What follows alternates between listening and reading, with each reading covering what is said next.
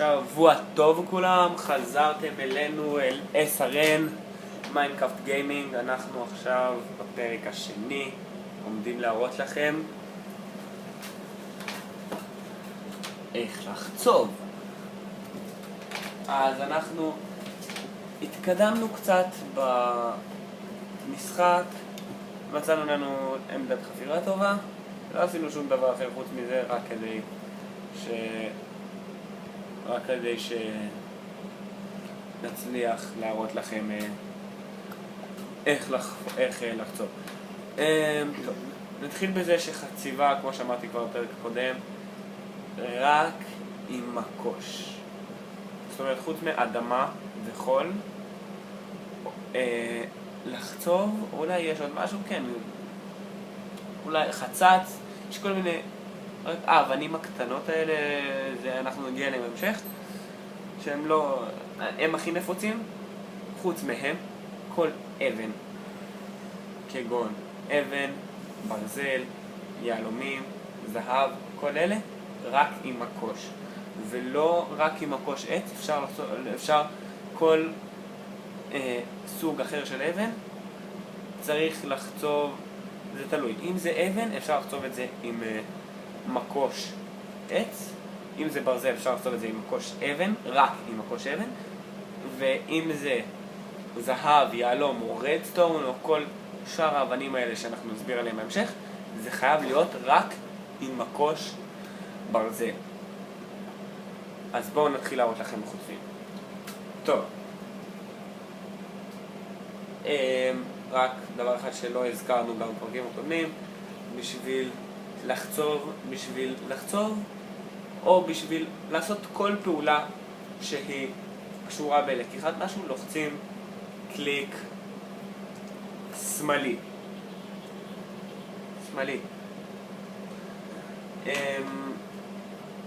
עכשיו, כשאתה יורד עמוק לאדמה, בשלב מסוים נגמר עליך האור, כי השמש לא מגיע לשם, לא מגיע אור. ובשביל זה צריך להשתמש בלפידים, שהם מאירים לך. עכשיו, לפידים לא נעלמים בגשם, אבל אם יורד עליהם זרם של מים, הם נעלמים. לא כל הסוגים, אבל רובם. טוב, נוריד את הלפיד סקס, שמנו אותו על ברזל. טוב, אז קודם כל נתחיל בלהראות לכם חציבה, נסדר כמה לפידים של אור, ועכשיו נתחיל בחציבה של אבן, חציבה רגילה. אז לוקחים מקוש, לנו יש לבינתיים מעץ, אפשר אבן, אפשר עם כל מקוש. לחצוב. נתחיל עם עץ, הנה אתם רואים? עכשיו, האבנים האלה שקיבלנו, רגע בואו ניכנס רגע לאינבנטורי, נלחץ על E.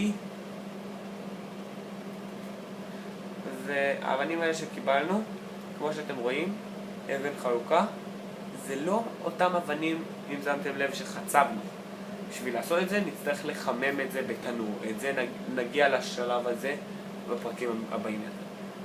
אבל האבנים האלה זה אבנים שיוצאים מתוך מה שחצבנו. עם האבנים האלה אנחנו יוצרים חרבות מאבן, מקושים מאבן, כל כלי שהוא מאבן, חוץ מחליפה. אז אנחנו עכשיו נכין מקוש מאבן. רק נצטרך להיכנס לתוך השולחן עבודה ונכין לנו מקוש מאבן כדי שנוכל לחצוב את הברזל. כמו שאתם רואים, לא צריך ללחוץ כמה פעמים בשביל להניח את החפץ בתוך המשבצות מלאכה. צריך פשוט לגרור אותו, והנה כמו שאתם רואים, יצאנו מקוש אבן, בוא ניקח אותו.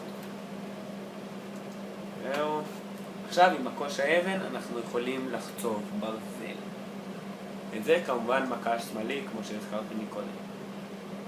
כדי לבנות משהו זה צריך להיות מקש ימיני. כדי לבנות משהו זה מקש ימיני. לחצוב משהו, להרוס בקיצור, להרוס מקש שמאלי, לבנות מקש ימיני. הנה יש פה עוד ברזל. יופי, בואו נחצוב אותו. טוב, הנה, אני כרגע. טוב, כשיהיה לנו קצת אור, נשים בלפיד. זהו, עכשיו בואו נחצוף פה את הברזל.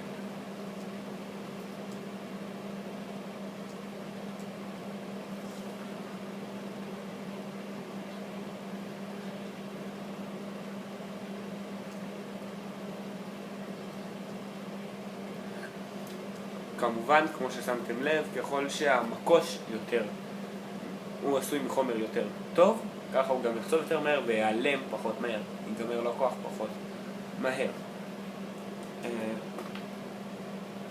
כמו שאתם רואים, יש שמה, בהמשך איפה שהצבעתי לפני רגע, יש קול. קול זה אומר פחם.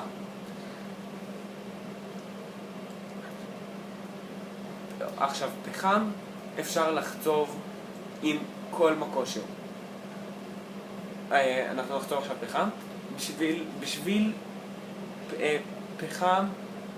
פחם כמובן חובה מקוש בשביל לחצוב אותו, אבל אפשר לחצוב את זה עם כל מקוש. עכשיו פחם הוא עוזר לנו כדי, א', הוא חומר בעירה מצוין והכי טוב שיש, וב'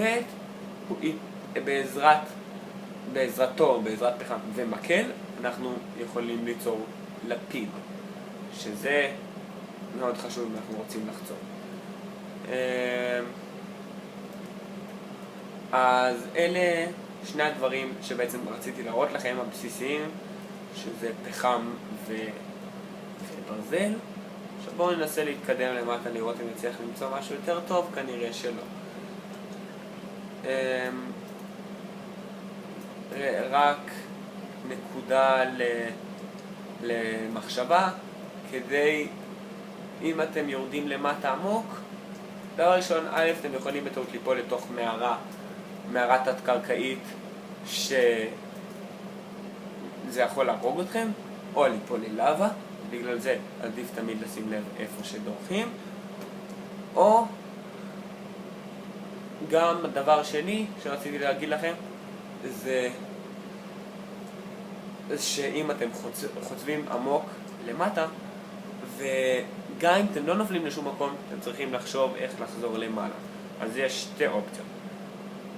יש את איך שהמומחים יותר קוראים לזה עלייה של מתחילים, שזה לקפוץ ולהניח ישר מתחתיך אבן. רגע, חשוב פה מדי, בוא נשים לפיד, נגמר לנו. טוב, דקה נחזור, אנחנו ניקח אחד וזהו, נכין שולחן עבודה. בקיצור, מה שאמרתי, או שמכינים סולמות, גם הם בקופסת, בשולחן עבודה אפשר להכין בעזרת מקלות, שמן הסתם פשוט להכין בצורה שלהם, מכל צד, לשים 3 מכל צד, ואז באמצע. בקיצור, אנחנו נסביר לכם גם את זה, בשלבים יותר מתקדמים, כרגע זה לא חשוב לנו. ופשוט כדי שתוכלו אחר כך לצאת. מתחת לאדמה מוצאים דברים מאוד חשובים. טוב, אנחנו דקה נלך להכין לפידים.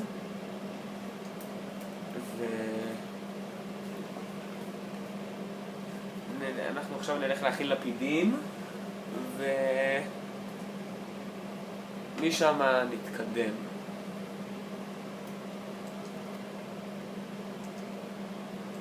טוב, קודם כל אנחנו צריכים ליצור מקלות, כמובן. עכשיו, צריך להבין שיצירת חפץ מסוים, ראשון, כן, ככה יוצרים לפיד, כמו שאתם מבינים. ראשון, יצירת חפץ מסוים היא זה שאתם שמים את החפצים בנקודה מסוים, זה שאתם שמים את המצרכים להכנת חפץ בנקודה מסוימת, זה לא אומר שאתם תקבלו רק חפץ אחד. חפצים מסוימים באים בכמויות מסוימות. למשל, לפיד על כל מקל על כל 2 קרשי עץ שאתם שמים, אתם תקבלו בעצם 4 מקלות.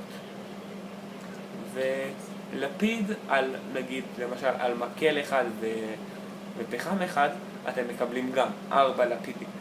אבל לעומת זאת, אם אתם תכינו מיטה, שזה עשוי ממוצרים שונים, מצמר של כבשים ועץ, אם תכינו מיטה, תקבלו רק 1, לא יותר.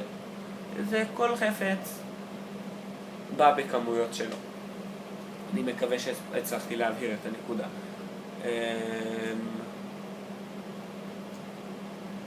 טוב, ובינתיים פשוט נחפור, נראה מה נצליח למצוא.